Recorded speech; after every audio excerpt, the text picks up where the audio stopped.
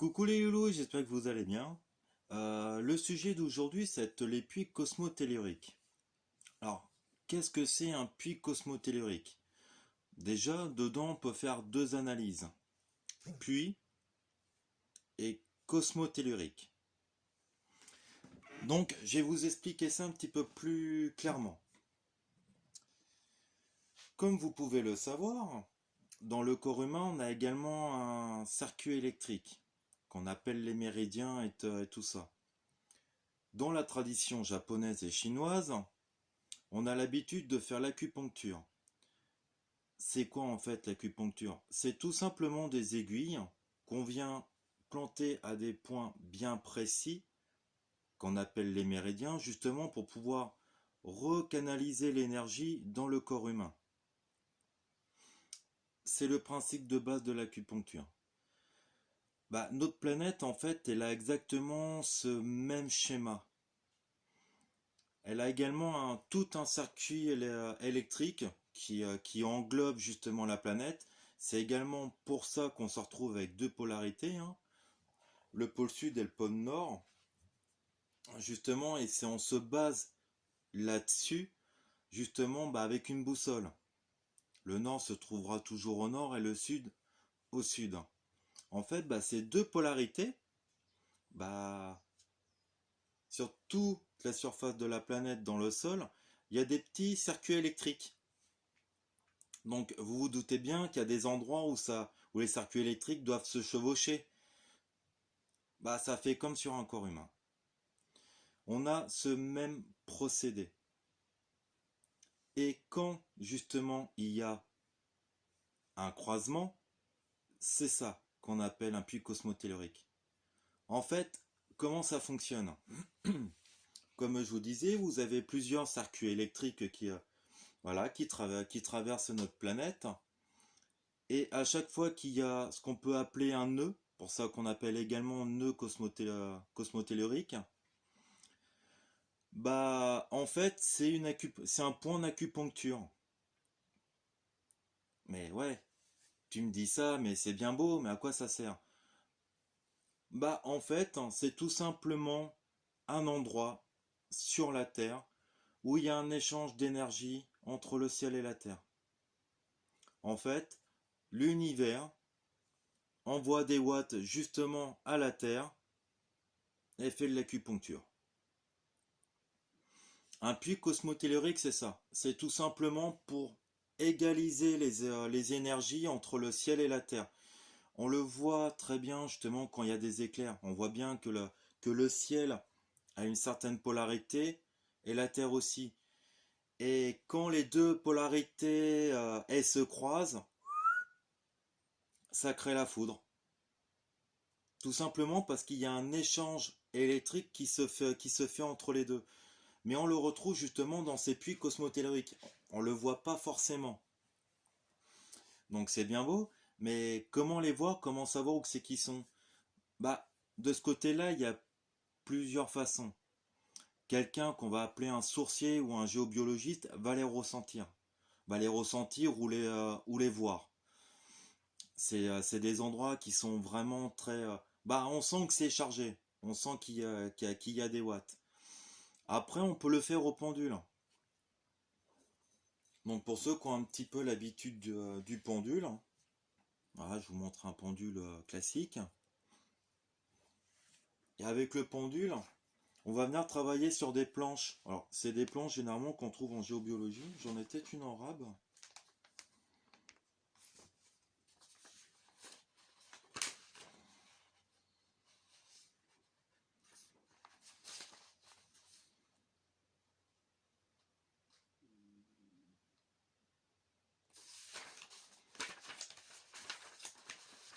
Ouais, vous connaissez un petit peu l'idée, hein. Voilà, sur ce genre de planche-là, on vient mettre notre pendule là, et puis après le pendule va s'utiliser comme une aiguille. Il va se balancer là où il y a, dans la case où il y a un truc. Donc on peut le savoir comme ça. Une autre façon aussi de le voir, c'est comme les esprits. Les esprits, c'est de l'énergie pure. Quand on prend certaines photos, certaines vidéos, on voit justement que ça... Et c'est là que le numérique est très intéressant. On voit que justement sur l'image, ça... Il y a une fluctuation de quelque chose, de lumière, ça fait bizarre. Bah, tout simplement, en fait, vos calculateurs, il va toujours être le calculateur du téléphone, hein, il va toujours être là à essayer d'avoir l'image la plus nette possible. Donc c'est pour ça, hein, si vous prenez les vieux appareils numériques, vous entendez que des fois, bah en fait c'est tout simplement l'objectif, hein, qui est en train de se régler justement pour avoir l'image la plus nette.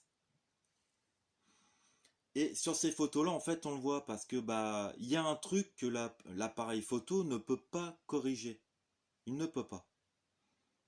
Donc quand vous allez regarder votre film ou votre photo, bah vous allez voir un truc mais vraiment chelou mais qui va sur toute la hauteur en fait. C'est ça. On peut les voir comme ça.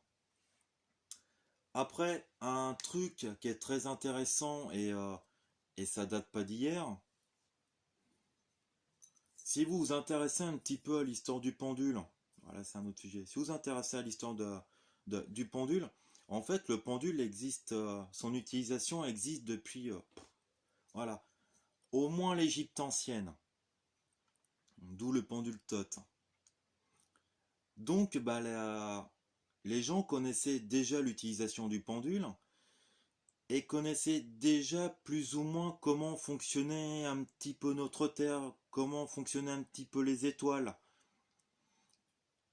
Bah ouais, vous êtes jamais posé la question de savoir pourquoi les églises sont à cet endroit-là, pourquoi Stonehenge est à cet endroit-là, pourquoi certains sites ou monuments sont à certains endroits. Il n'y a pas de hasard. C'est tout simplement qu'à ces endroits-là, justement, il y a un nœud, un puits plus ou moins grand, quand ils sont très grands, on appelle ça un vortex, plus ou moins grand, justement, où, voilà, ils construisent justement un site, justement, bah, pour pouvoir ressentir cette énergie, être en osmose, justement, avec leur divinité de l'époque, et également trouver un élan d'énergie et de spiritualité. Ces endroits-là ne sont pas là par magie. C'est pour ça que si vous regardez un petit peu l'histoire, les églises sont généralement construites sur un site païen. Le païanisme est une vieille croyance qu'on avait avant le christianisme. Et il y a généralement, déjà avant, il y avait au moins un site. L'endroit était connu et il y avait au moins une structure, un bâtiment justement pour marquer l'endroit. Bah, les églises ont été reconstruites sur ces sites-là. Bah, tout simplement parce que c'est une énergie qui est vive. Et vous pouvez rentrer dans... Voilà, quand vous rentrez dans une église ou dans un lieu comme ça, vous avez cette sensation que... Ouais, ça dégage des énergies. Bah, tout simplement parce que le bâtiment est sur un nœud cosmotellurique. Mais est-ce qu'il y en a partout? Oui, des nœuds cosmotelluriques, il y en a absolument partout. Faut juste savoir où c'est qu'ils sont. C'est le truc, il est là. Donc ça se voit, ça peut se ressentir. Des fois, vous visitez des terrains ou en forêt. J'ai eu l'occasion de le faire il y a pas longtemps. Il y a l'analyse justement en forêt, là où bosse un ami. Et ouais, il y a des endroits dans les forêts, on sent que... Voilà, on va pouvoir faire 200 mètres, on va se sentir bien, normal. Et puis il y a un endroit précis où... Oh, on sent que ça chatouille. Et on sort les petits cadrans, et oui, effectivement, il y a un nœud. J'en ai également un chez moi dans mon terrain, un nœud. Il y en a absolument partout. C'est des points d'acupuncture. Donc, vous allez en trouver réellement partout. Alors, est-ce dangereux? Bah, dangereux, non. Hein, c'est une énergie qui est quand même assez... assez naturel. Mais là où justement ça peut pas être dangereux, mais là où ça peut provoquer certaines choses, c'est énormément d'énergie. Donc on sait que certaines personnes justement ont du mal à gérer cette énergie-là, hein. On voit tout simplement quand une maison est construite sur une rivière souterraine, beaucoup de personnes ont du mal parce que bah ça vibre, c'est de l'énergie, c'est une circulation voilà, qui peut être dérangeante. Tout le monde ne supporte pas justement ces flux électriques. Et à côté bah, d'un puits cosmotellurique, ouais, on se prend carrément des watts. Donc ça peut franchement être dérangeant de ce côté-là, mais il n'y a pas de danger sur la santé. C'est pas un problème. Mais voilà, c'est quand vous faites construire une maison, si vous pouvez, puis que vous connaissez ça dans vos proches, essayez de faire appel à un géobiologiste. Au moins comme ça, le doute sera écarté et mettre loin la maison justement d'un truc qui pourrait être dérangeant. Donc voilà, est-ce qu'on peut dériver un puits cosmotellurique? Bah on va pas le dériver en fait. Le puits il est là, on ne peut pas le dériver. Par contre, on peut l'atténuer. On peut du moins atténuer les effets justement sur le corps humain. Donc il y a beaucoup de techniques, hein. À cette époque-là, les, euh, les sorciers mettaient beaucoup de barres en cuivre dans le sol. En fait, ça permet tout simplement, bah, c'est pas une dérivation, mais c'est voilà, ça fait office d'aiguille. Donc en fait, au lieu de se retrouver avec un vortex, j'ai dit une bêtise, qui est grand comme ça, on va se retrouver grand comme ça. C'est un petit peu plus long, justement, ce point d'acupuncture, mais il fonctionne. Et on évite de se retrouver avec un machin qui baille comme ça. Voilà, il y a pas mal de dérivés. Après, en protection nous-mêmes, si par exemple notre maison est sur un puits cosmotellurique, voilà, on va tous y aller de notre méthode. Ça fait comme avec les rivières souterraines. On va utiliser des pierres de lithothérapie, on va utiliser des coquilles Saint-Jacques, on va quadriller le terrain autour de la maison justement d'un fil de cuivre avec un petit piquet au part justement histoire de faire une cage de Faraday. Voilà, il y a des solutions. Ce n'est pas un problème. Mais c'est vrai que cette énergie-là, bah déjà elle est essentielle pour la Terre.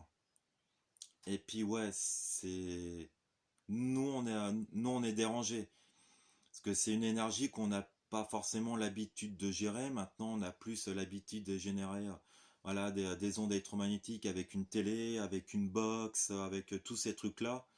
On est plus imprégné de ça que d'une énergie justement bah, qui est tout simplement pure et naturelle. Donc on a un petit peu de mal à l'accepter. Donc voilà, qu'est-ce que je peux vous dire d'autre sur ces puits-là le sujet est un petit peu vaste, mais je pense avoir dit l'essentiel. Donc bah, si vous avez des questions, bah, n'hésitez pas, hein. Justement, ça permettra d'enrichir un petit peu le sujet, parce que tout le monde ne sait pas ce que c'est. Mais voilà, pour faire bref, c'est tout simplement un point d'acupuncture justement terrestre, où il y a une énergie qui circule entre le ciel et la terre, justement bah, tout simplement pour rééquilibrer ces énergies ces énergies. Voilà. Donc bah, je vous fais des gros bisous, puis bah, je vous dis à la prochaine. Ciao!